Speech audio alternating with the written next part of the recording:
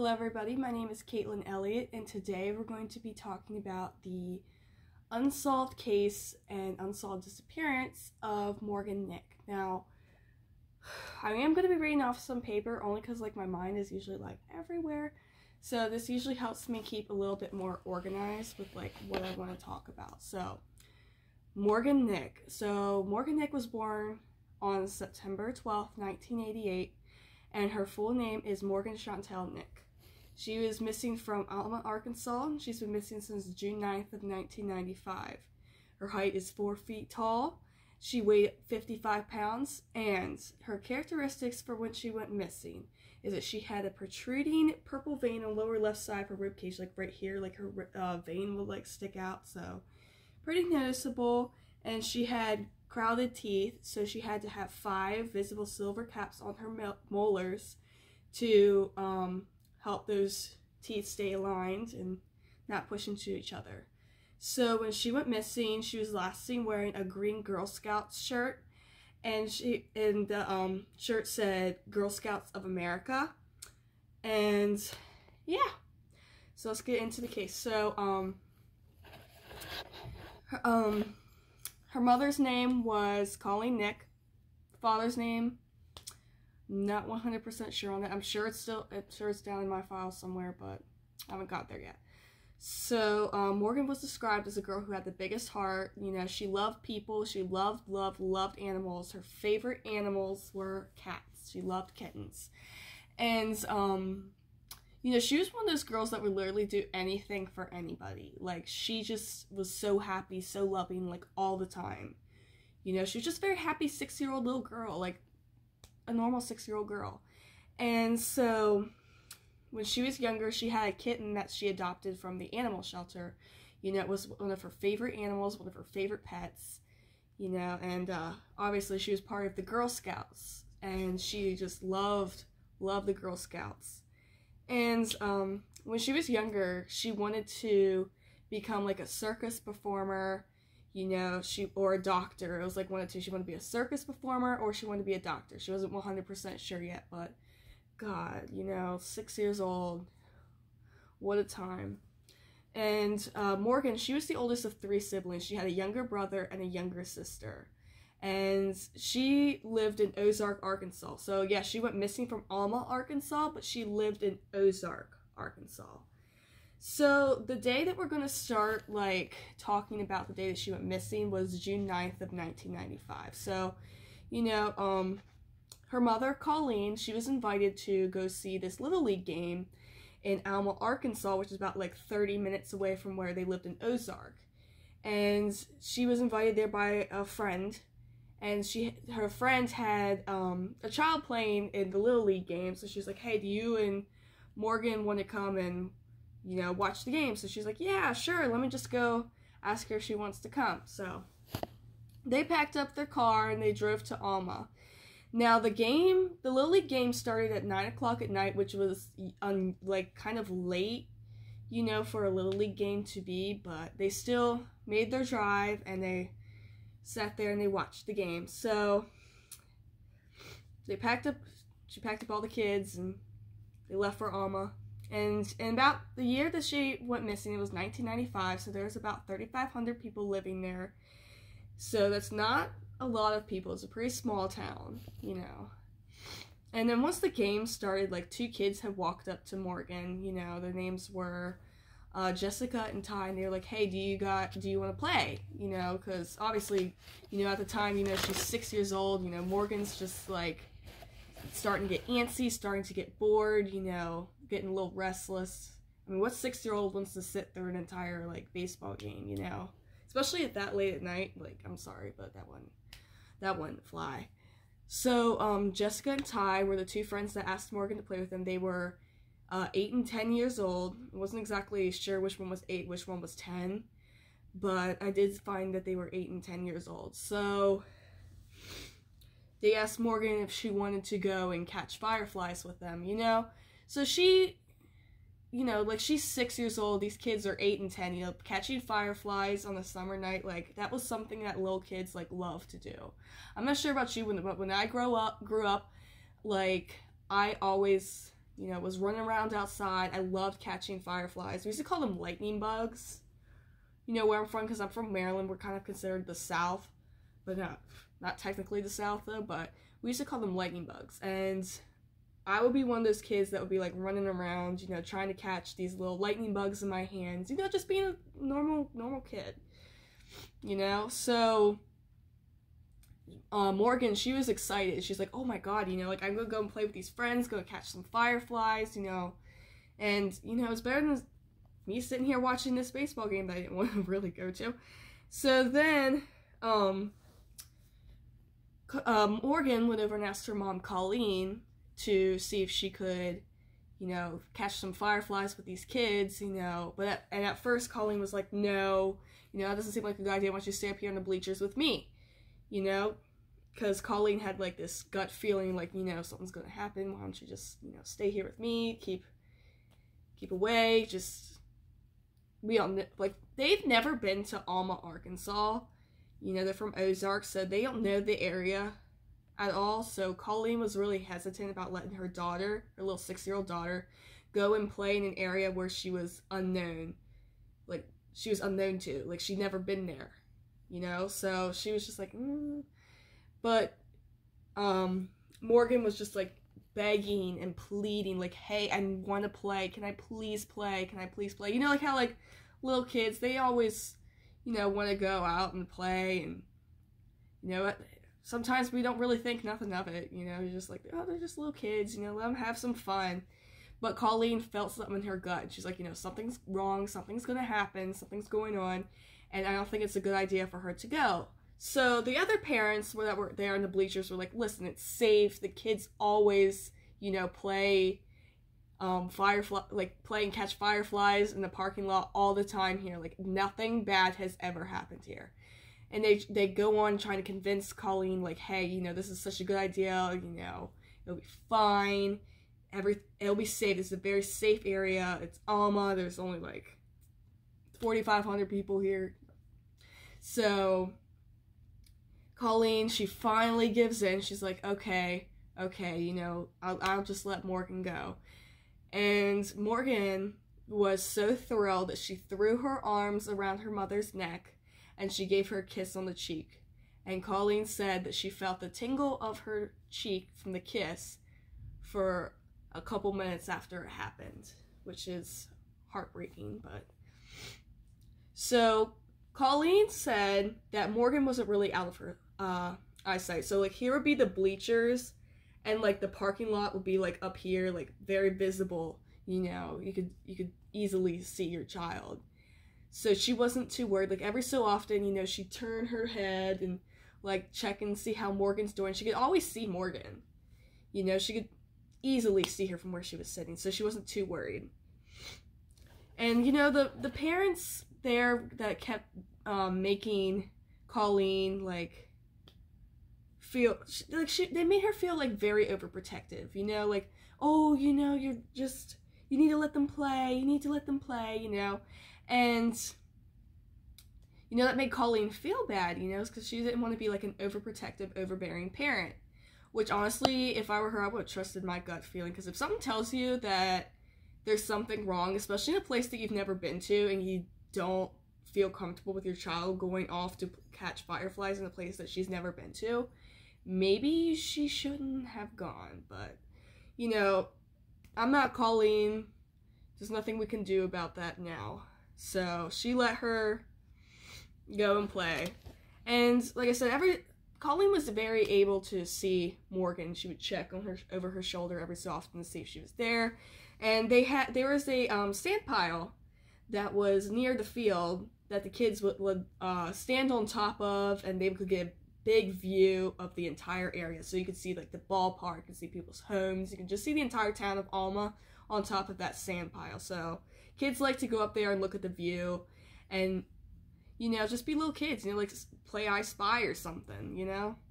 So after the game ended, you know, Colleen's continuing to watch this game, you know, it's going on, she can hear, you know, the kids and all playing in the background, and the game ended around, like, 10:45 or so at night, so it was a pretty late game to end.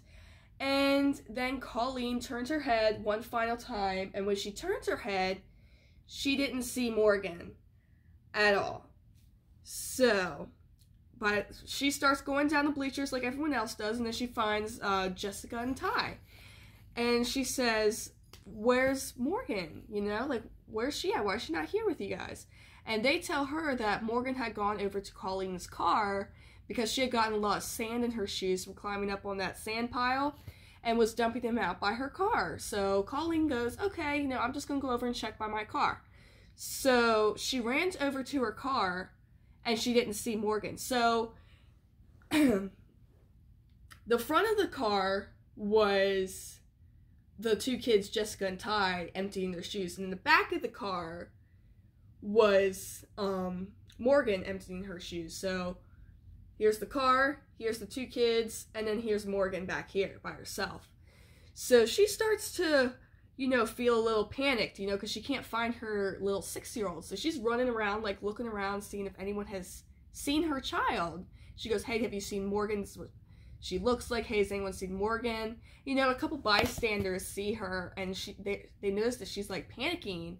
And so one of the bystanders actually calls 911, and they report Morgan missing. So whenever the Alma Police Department arrive, they immediately go and they find Jessica and Ty, because Jessica and Ty were the last two people to see Morgan before she disappeared. And when Jessica and Ty were talking to the police, they said something that was a little bit concerning to the police officers, which honestly, if I were Colleen, I probably would have, like, had a heart attack if I would have heard this. Like, this probably would have, like, scared me half to death. So they said, the two kids, Jessica and Ty, told the police officer that while playing with Morgan, they noticed a creepy man watching them play. So, like, every so often this guy would, like, glance and watch them, and then when they notice, like, whenever they notice him looking, he'll be like looking away, like he doesn't want to get caught, you know. And it was just kind of like weirding them out, you know. Like, honestly, imagine being like 10, 8, and 6 years old, and this grown guy is sitting there watching you like a hawk. It's not a parent or anything. You've never seen this guy before, and he's staring at you like that. I don't know about them or you guys, but I would have personally have been extremely uncomfortable. Like, I'm sorry, but someone would have felt like a little off to me, and I probably would have just been like, oh, no, that does not sound like a good idea. Let me just get away from him real quick, go and find a parent, let them know how I feel. But you know, they, like I said, they were 10, 8, and 6, so they probably, like, didn't think anything of it. You know, once we get older, that's when we start realizing, like, what these type of creepy people are, you know. But whenever you're that young, you don't know, you don't understand. So they said that the man that was watching him was leaning up against a red pickup truck with a white camper shell on the back of it. And he was, like, leaning up against it, you know, elbow propped up or whatever, and was watching them, you know? And they said he was very creepy, and whenever the truck had pulled out, you know, and left the ball game, Morgan had disappeared the same time as that man with his creepy vehicle. So immediately, you know, the police and the FBI got involved, and an investigation was started right away. Colleen had moved into the Alma volunteer firehouse for about 6 weeks while they were continuing the search for Morgan. And then, now this was the same day that Morgan went missing. There was an attempted abduction of a 4-year-old girl in Alma, Arkansas. Now, the girl ended up screaming, and the mother had run and saved her from this man and thwarted that. So, and then there was a second attempted abduction the day after Morgan went missing, And this was a 9-year-old girl from Fort Smith, Arkansas. So Fort Smith, Arkansas was not too far away from Alma. I think they said it was like 15 minutes away is what I read. So it wasn't too far. And this man, this creepy looking man, had walked up to this 9-year-old girl and asked her to join him into the men's bathroom. You know, and I'm sorry, but if I'm like a 9-year-old girl or like a 4-year-old girl and some creepy dude asked me to join him into the men's bathroom, like some full-grown dude, that's a little weird. That's a little concerning. So, obviously she refused to follow him into the bathroom, and she immediately, like, told her mom, and they called the police, you know, gotta inform these people. And based off of what the two children had told the police, the two different accounts from the 4-year-old and the 9-year-old, the police had them, you know, describe what this man looked like. And in the description of it, of the man, matched the composite sketch of Morgan's abductor. So they're like, man, so we got this guy here who's also been doing this over here. So there's a way that it could be connected, you know? And get this. Get this, the man from both attempted abductions drove a red pickup truck with a white camper. Suspicious.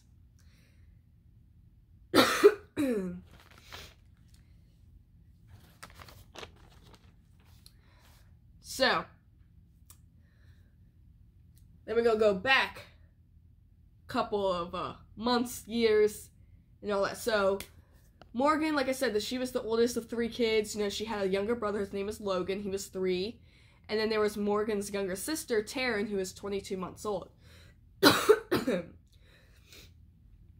Morgan was shy around strangers. So whenever they found she got abducted by, like, this strange man, the guy in the red pickup truck with a white camper shell, you know, it was kind of, like, confusing to Colleen, because she was like, why would my daughter get into a truck with someone that she doesn't know when she's terrified of strangers? You know what I mean? So, let's see.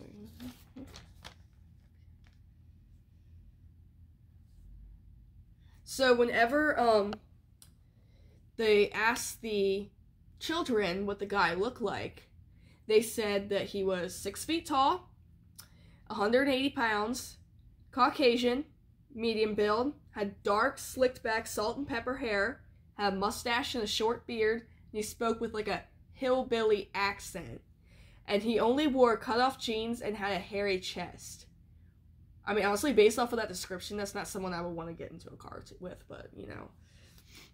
And so, apparently the pickup truck that had the white camper shell in it. So, the camper shell actually was several inches too short on the truck. So, you know, it was kind of seemed to be, like, big enough that it could, like, hide a child. Like a small child. AKA Morgan Nick, who was 6 years old and 4 feet tall. She could easily have been hidden in that camper shell. Which, honestly, you know, my thoughts of it were, you know, what if he's tried this before? What if this isn't his first kidnapping? What if he knew that this girl was going to be perfect enough to fit inside of that camper shell? No one would see her. You know, you can't see inside of there. And she could easily have been hidden and no one would know. Like, that just kind of, like, freaks me out. Like, maybe he had planned to take more than one small child, which is absolutely disgusting. And apparently the truck was also very, you know, dingy, and it was beat up looking, and it was, you know, just not a vehicle you would want to go in, you know what I mean? Like, if you saw that vehicle, like a dingy looking beat up, you know, truck with like a white camper shell that looked like it had been like shot at or something, you know, I wouldn't want to get in that. So Colleen, you know, she immediately went to the Alma Police Department after she called 911, and she called her ex-husband, who is Morgan's dad, and told him what had happened. And, you know, there was, there's a lot of theories about this case. I mean, like, one of my theories was that, the person was obviously a child predator. Could have been, like, very easily could have been a child predator. Could have been a sex trafficker, or, could have been just someone who wanted maybe, like, a child bride or something. Like, whatever it is, it's just a horrible situation. And, it happens more, like, with human trafficking, people, like, take kids, like, more than one time. So the fact that the guy had gone after, 2 other children after he already took Morgan, just kind of, it just blows my mind, because it's like, this guy is, like, targeting little kids. He knows what he's doing. It's horrible. And there was lots and lots and lots of tips that were called into the police, like, lots of people bringing in information about what happened to Morgan. And none of the efforts, like, led anywhere until 2 weeks later, after the abduction. A man named Albert Harvey had called police and told him that he had been working in his garden on a Saturday morning when he witnessed a man attempting to break into his truck, So he was apparently watching this guy, and when the man noticed that Albert was watching him, he immediately took off running, and when he was running, he had a little girl dragging along behind him. It was a little blonde girl, and the last time that Albert saw him, he saw this man dragging this little blonde girl through a field, and he was showing a picture of both the abductor and Morgan Nick. He's claimed that he had never heard about this case, never knew that she had been missing, never knew that she had been kidnapped, or whatever. And he swore it was this, like, up and down, like, kept saying, oh my god, it's the same person. It's the same person, I swear to God. And, it's just, so the, police and the National Guard showed up in Stuttgart, which is where the guy had, quote-unquote, seen Morgan and the abductor. And they went to go and look for the man with the little girl. And they searched for 16 hours. Like, they searched everywhere where this guy had seen Morgan and the abductor. And they found nothing.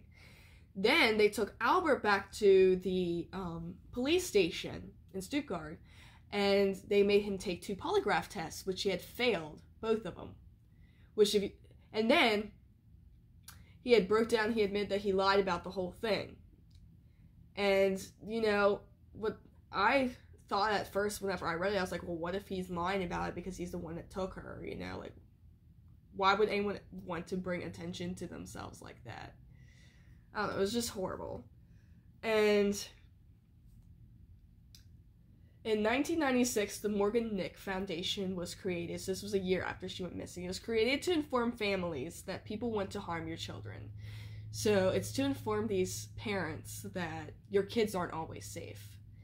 Your kids may seem like, the sweetest and, like a little 6-year-old, little innocent, sweet little child, but to another person, your child could seem like the perfect target for sexual exploitation, for sex trafficking, and just, to keep captive.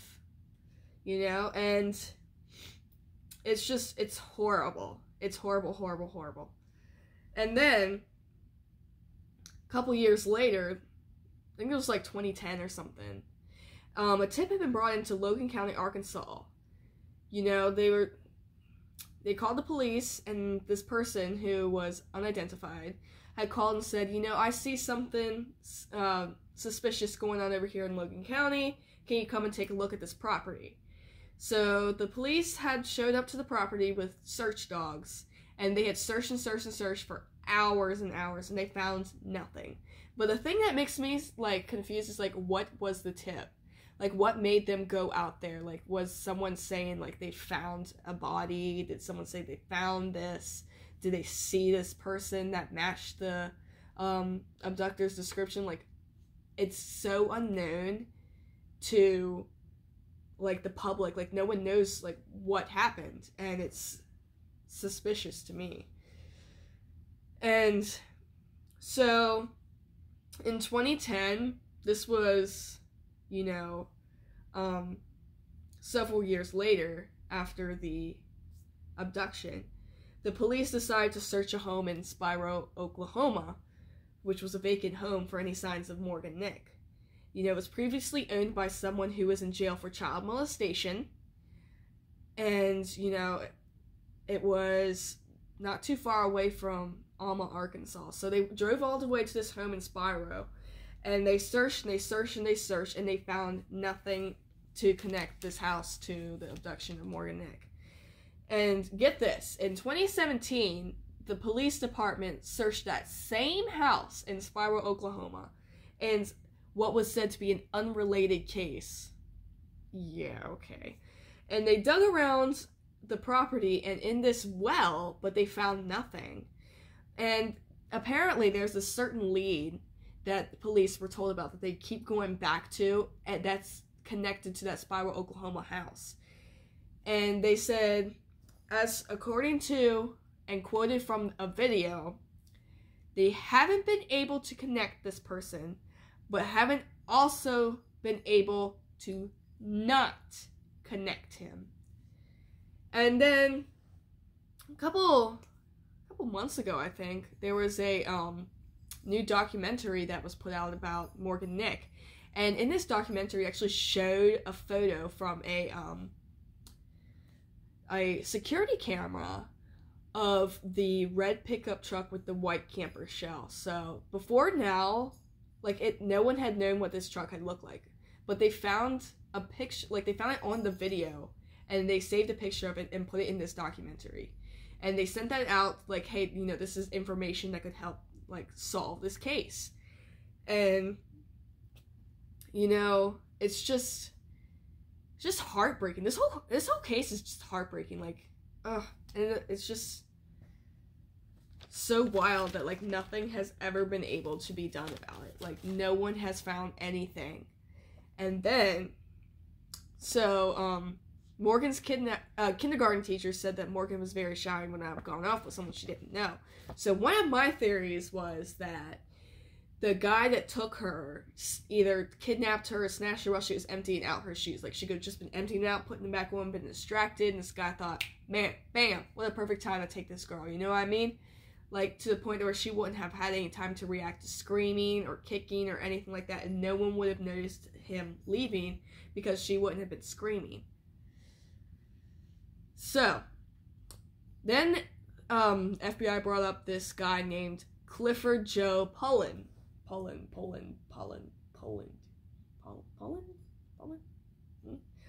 And so apparently there was a link between him and Morgan's father. Allegedly, there was this link.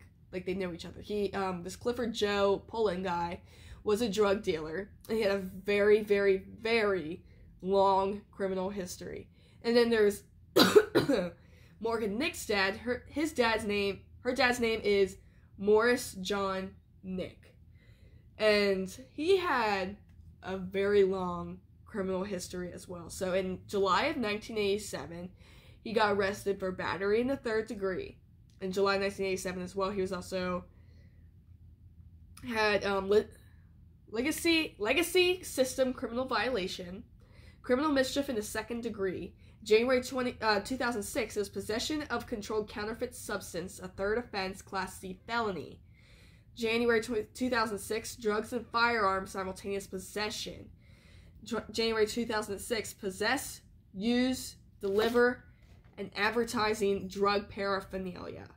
Then, also in January of 2006, there was endangering the welfare of a minor to the second degree. So, this guy named Clifford Joe Pullen had familiarity with the Nick family. So, he knew all these kids. He knew Morgan. So, Morgan would know him and feel comfortable enough to get, like, in this guy's car with him. You know, she would just be like, okay, I know who you are. Let me just get in the car with you. You know, she wouldn't be upset or screaming and crying and anything. So, in 1995, in July of 1995, which is a month after Morgan went missing, like, she was abducted, Clifford Joe Pullen was actually found guilty of a sex crime which involved a child, which makes me think, you know, like, what if he was involved in this whole, like, kidnapping scheme against Morgan, you know? And it's just, ooh, it's disgusting, like, ooh. And then this gets even worse. So according to statistics, a child predator would offend 200 to 400 times before ever being caught by police. 200 to 400 times before being caught. That is just disgusting. Like, I'm not even a mother, but if I had a kid and knowing that information, that a sex offender would literally go after my kid and would keep doing it like 200 to 400 times before ever even like having someone call the police or anything. Oh my god, that is just gross. And another theory is that the person that took Morgan could have been buying drugs from her father John, and you know, he's buying the drugs and he notices Morgan. You know, like, what if he noticed Morgan was like, man, you know, I want her, you know, I'm gonna take her with me, go snatch her and just abduct her, do whatever, you know?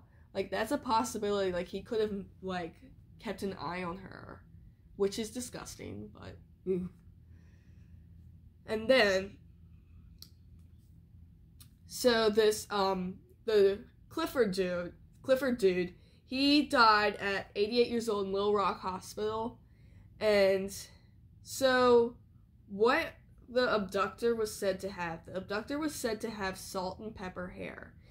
So whenever Ty and Jessica, you know, said that, like, try to get this age range of the abductor, you know, like, they said he was like between 28 to like 38 years old. Not 28, 23 to 38 years old. And it's just like, you know, what if they actually got the age wrong? Like, what if he was actually a lot older than that? Especially with salt and pepper hair. Like, he could have been, you know, 40s, 50s, you know. He could even been in his early 60s, you know, you never know. And, get this, so this Clifford Joe Pullen dude actually lived in Alma, Arkansas, where the Nick family went to the baseball game at. Suspicious. And then,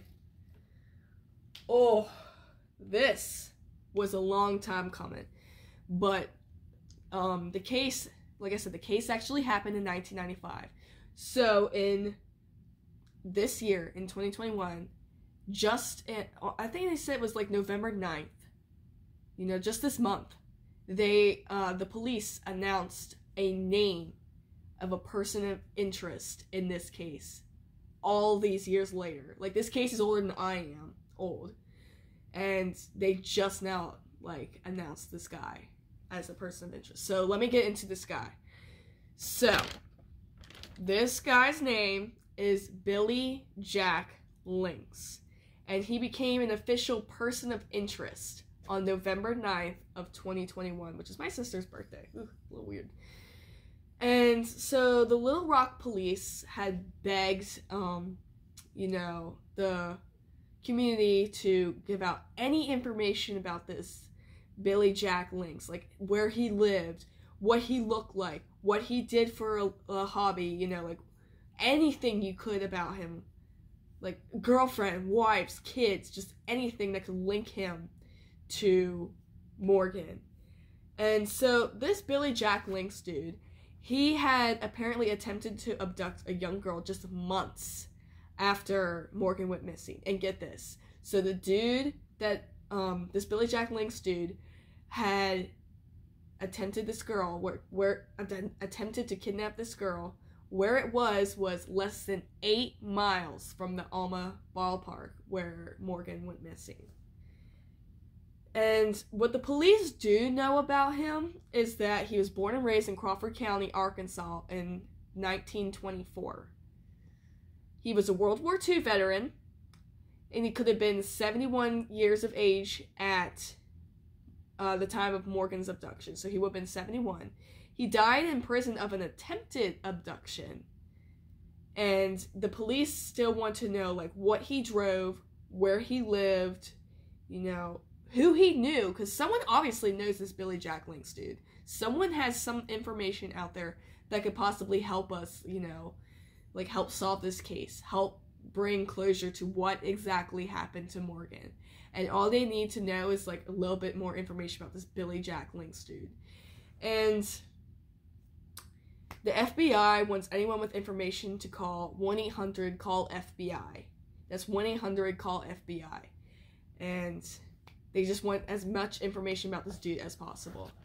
So, my final thoughts on this whole case is, obviously it's a horrible, horrible case. Like, it's a little girl who went missing, and no little girl should ever have to go missing like that.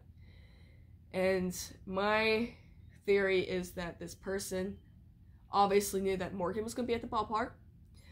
Morgan was comfortable enough to be going into the car with this guy. And, you know, it very well could have been this Billy Jack Links dude. It very well could have been. Especially if this Billy Jack Links dude was the one that they're talking about, lived in that Spiral, Oklahoma home, and was in jail at the time.